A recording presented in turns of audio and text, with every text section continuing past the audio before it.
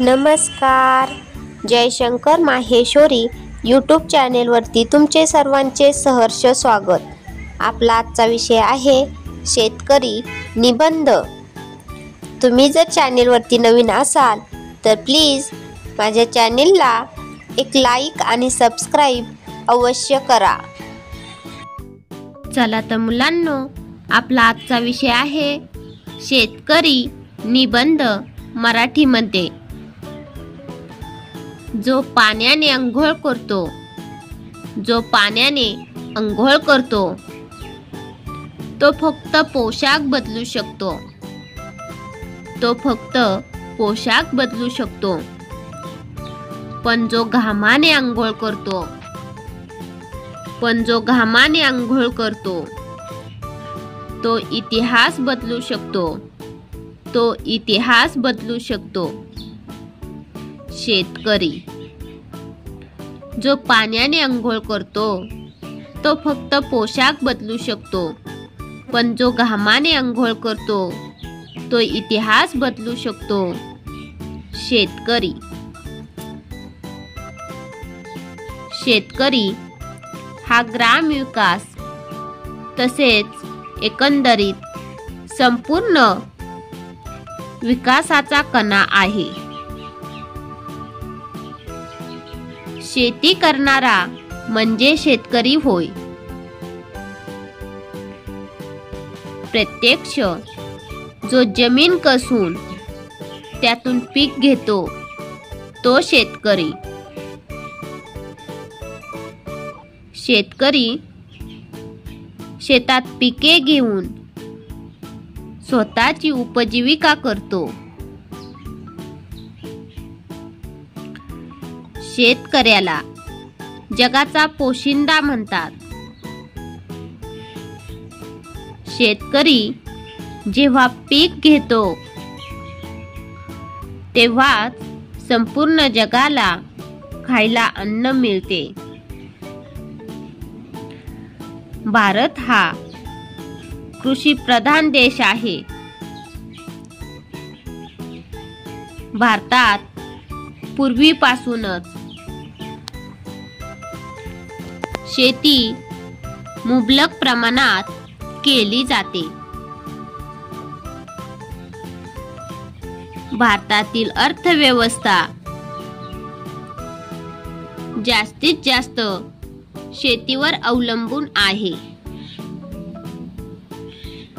शेती हे विकासाचे महत्त्वाचे चाक आहे. अन्नधान्य, भाजीपाला, दुग्धजन्य पदार्थ हे सर्व फक्त शेतीतून मिळते. आणि शेतकरी हाच हे सगळं संपूर्ण जगाला उपलब्ध करून देतो.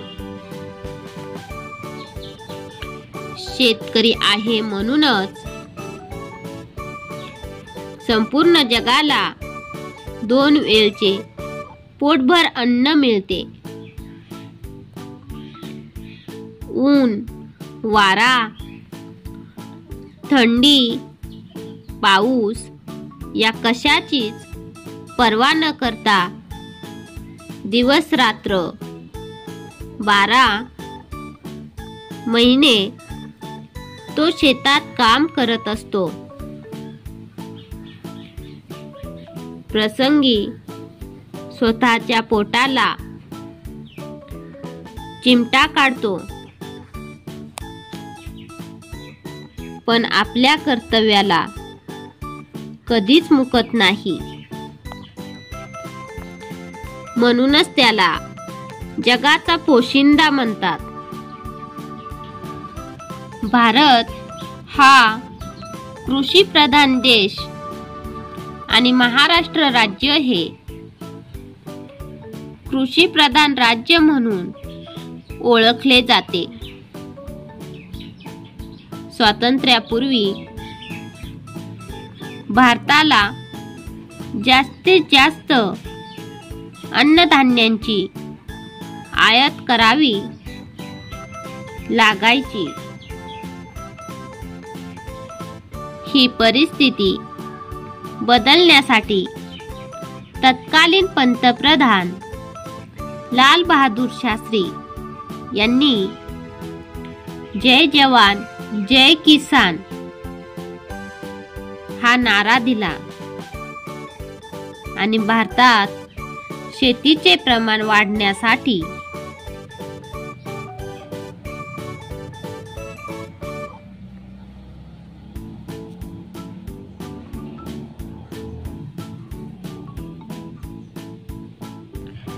प्रयत्न सुरू झाले। शेती करताना शेतकऱ्याला बऱ्याच समस्यांना तोंड द्यावे लागते। कधी पडणारा अवकाळी पाऊस, वादळ, कोरडा किंवा ओला दुष्काळ, अचानक आलेली पूरस्थिती यामुळे शेतकऱ्याने कष्टाने जी लागवड केलेली असते ती तर जातेच, त्याचबरोबर त्याचे आर्थिक तसेच वेळेचे नुकसान देखील होते।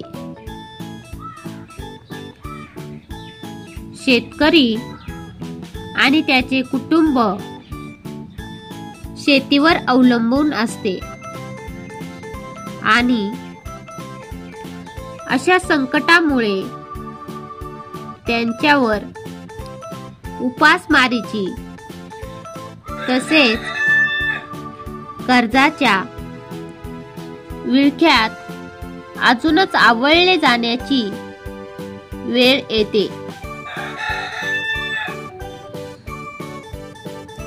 बाजारात होणाऱ्या शेतमालाच्या किमतीमध्ये होणारी घसरण देखील शेतकऱ्याचे मोठे नुकसान करते। त्याचबरोबर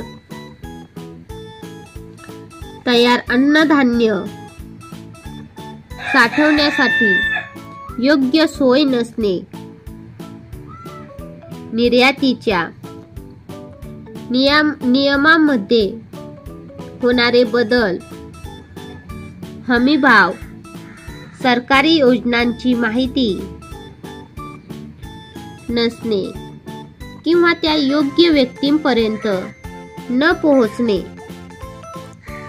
भ्रष्टाचार यामुळे शेतकऱ्यांना अनेक समस्यांना तोंड द्यावे लागते।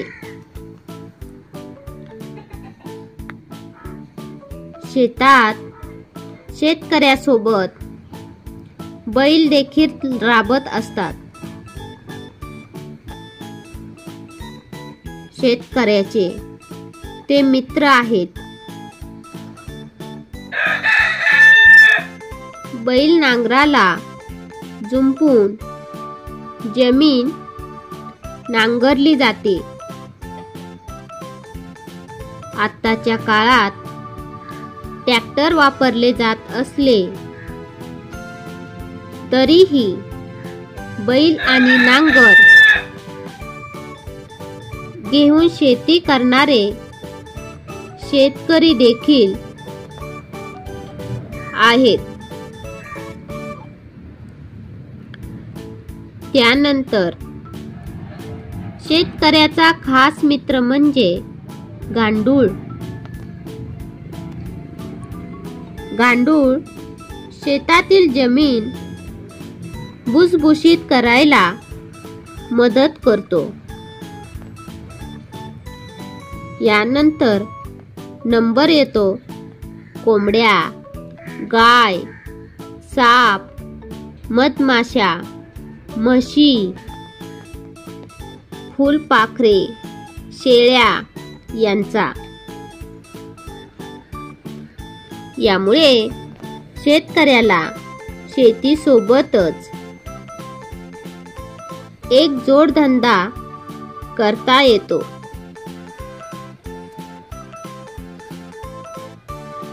शेतीविषयक शिक्षण आणि योग्य मार्गदर्शन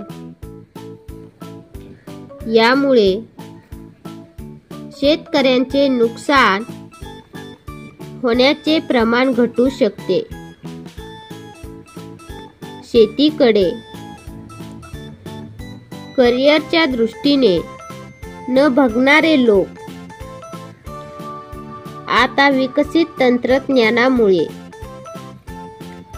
शेतीला महत्त्व देत आहेत. धन्यवाद.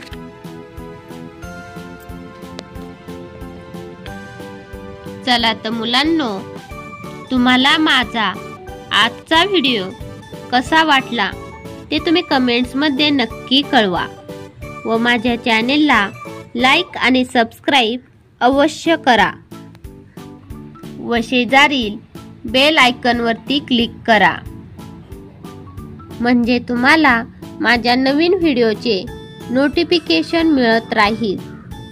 थँक्यू. भेटूयात नवीन व्हिडिओमध्ये.